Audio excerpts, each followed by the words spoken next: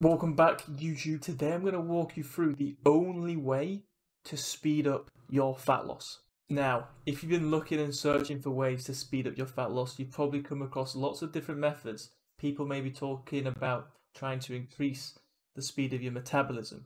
People talking about certain foods that might help increase fat loss, or certain types of exercise that might help increase the speed of fat loss.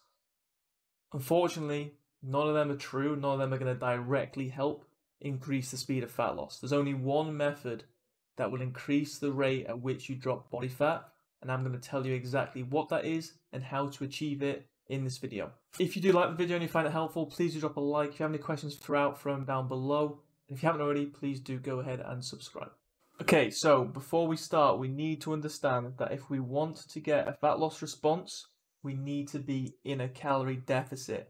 Calorie deficit being taking in less food or calories, energy, than we are expending, than we are burning, okay?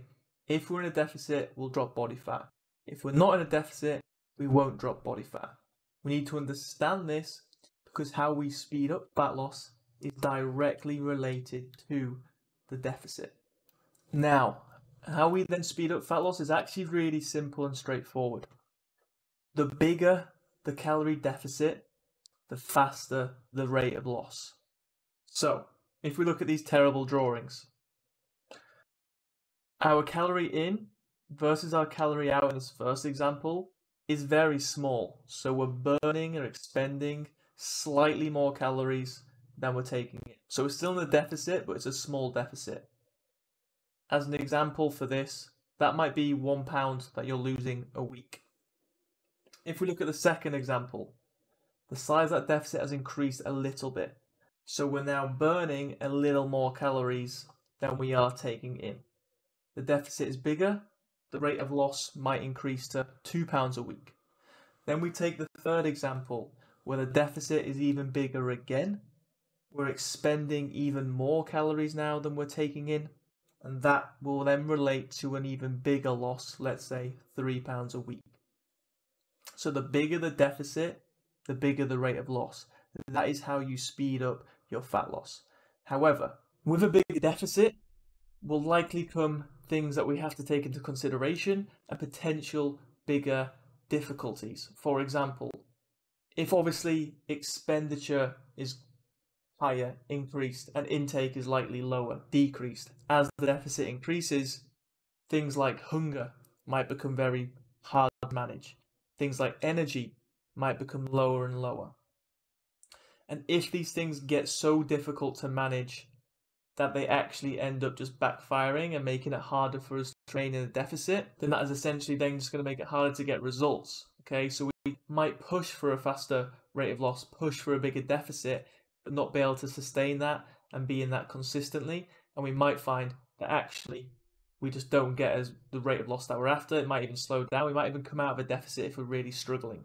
So yes, a bigger deficit will equal a bigger rate of loss or a faster rate of loss, but we have to weigh, decide what sort of deficit we can manage and be consistent with, and what sort of rate, we're happy with and we're comfortable with.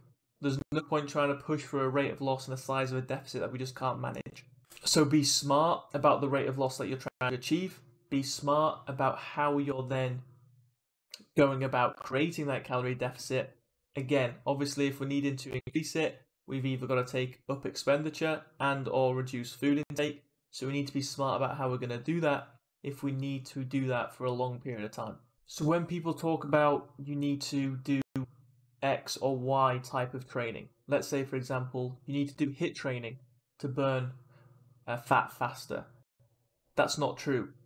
It's not directly causing an increased rate of fat loss. What it might be doing when you include that or add it on top of what you're already doing is actually just end up resulting in more expended calories and therefore a bigger deficit. Likewise, when people say you need to avoid this food to speed up fat loss, it might help, but not directly causing an increased speed of fat loss. All that's doing is potentially reducing your calorie intake and now, as a whole, increasing the size of the deficit.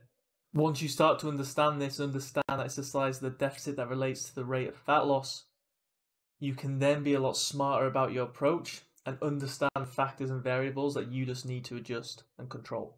Hopefully you found this video helpful. If you did, please drop a like. If you have any questions now at the end of it, throw them down below and I'll get back to you. If you haven't already, please do subscribe. Take care.